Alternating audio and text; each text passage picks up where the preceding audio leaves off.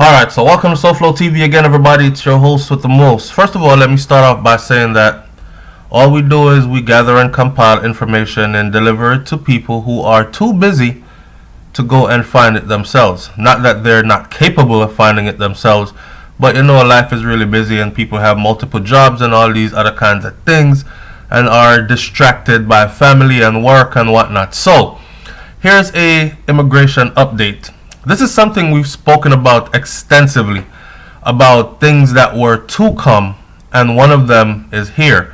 I've always said watch out for your online behavior on social media, be it Instagram, YouTube, Twitter, wherever you are at on social media doing your thing, be careful.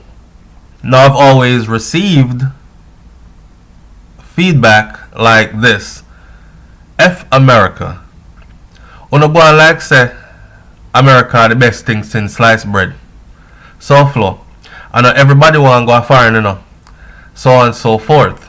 Well, while people are saying that, right, the lines or the number of people that continue to apply to leave the island still remains at record numbers.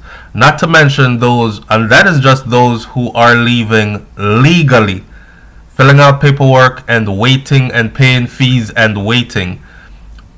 Let's not talk about the numbers of those who are leaving illegally, taking visas that are supposed to be temporary and running off, choosing to not return, take their chances abroad as illegal immigrants rather than return to their homeland.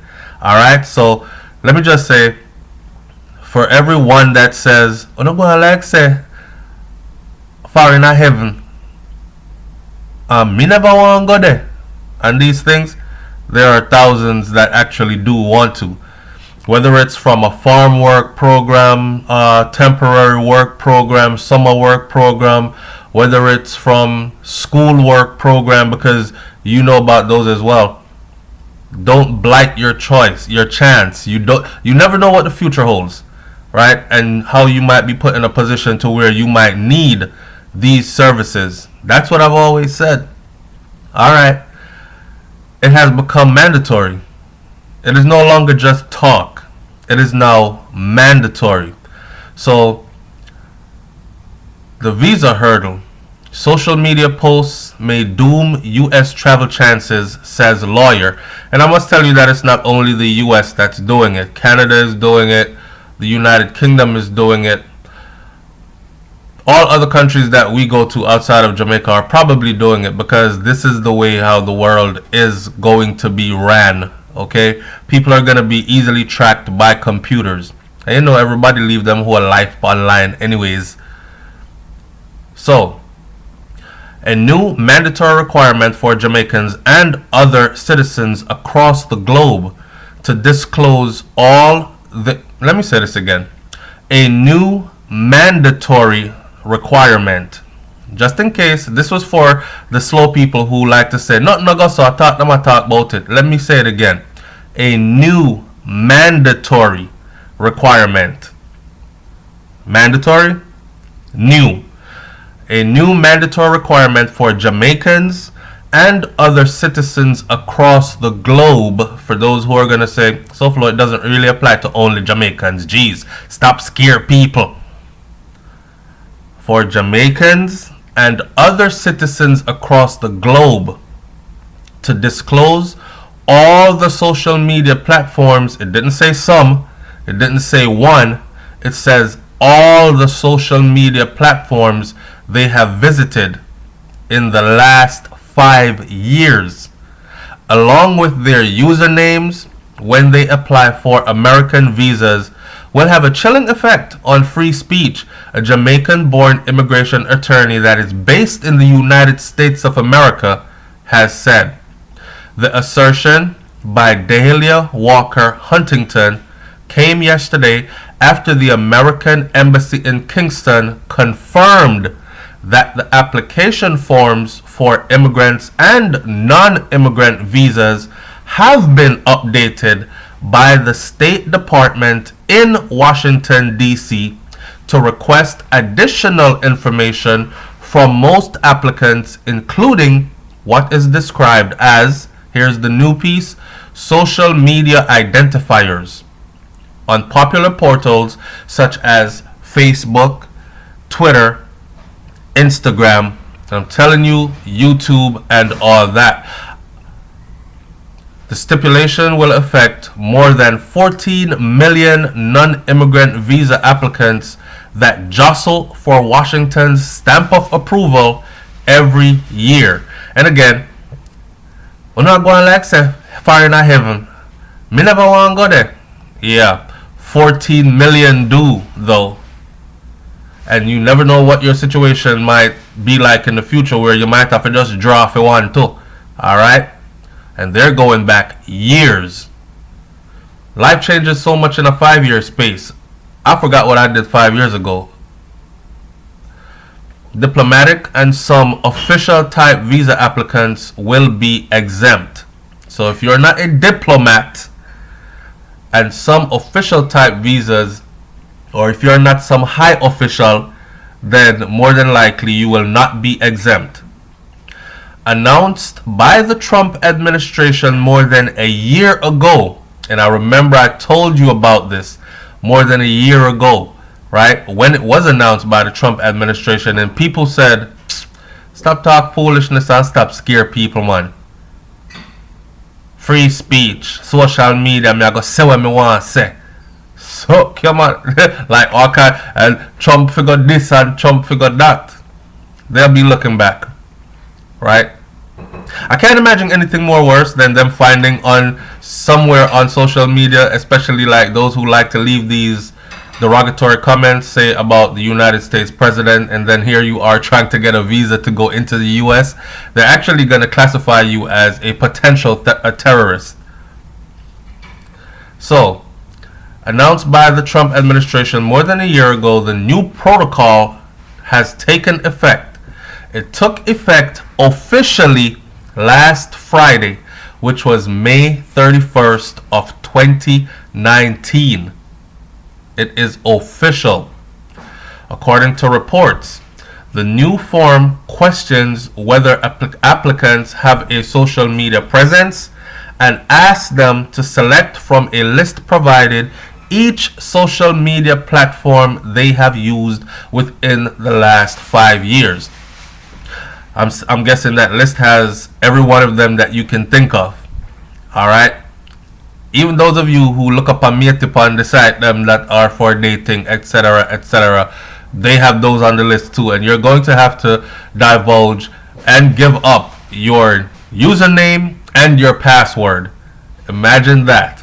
So all when you had from your spouse, them still you're still gonna have to give up your username and your password. This is it's a bit much, but it is what it is. So you're going to have to give up all that information on social media platform they have used in the last 5 years, and in the space next to the platform's name, you must enter your username or your handle you use on that platform. It reportedly asks, this is how the application is set up. It reportedly asks, while making it clear that passwords should not be provided. Alright, so them don't want your password, but I'm willing to bet that they don't need your password. The embassy did not provide details about the changes in the visa application form, but explained that national security was a major consideration. They don't owe any explanation to anyone. They've already said that issuing a visa to come into their country is a privilege, so you should just be happy with whatever they give to you or whatever they demand of you, right? If you want to come, play by our rules, basically is what it's saying.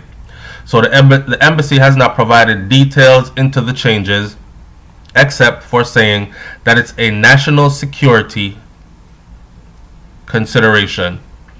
Collecting this additional information from visa applicants will strengthen our process for vetting these applicants and confirming their identity, it said in a statement.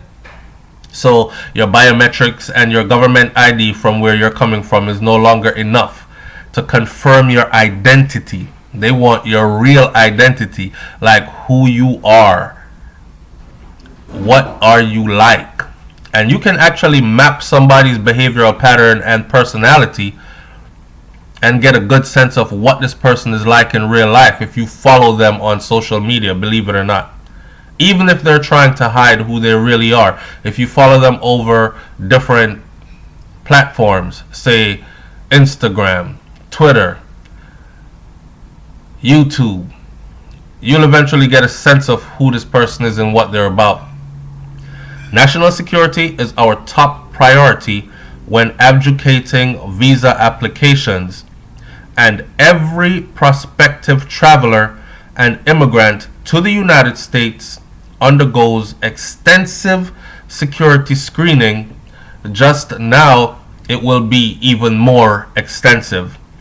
We are constantly working to find mechanisms to improve our screening processes to protect our U.S. citizens while supporting legitimate travel to the United States.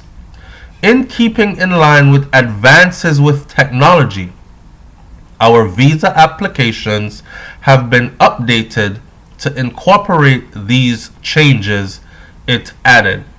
I remember when Mark Zuckerberg got awarded that award by the FBI, and I said to myself, and he gave a smirk that, and this was years ago when Facebook first started. And then I remember Capleton saying them get caught in the internet. Oi, enough of them not ready yet. Oi, and here it is.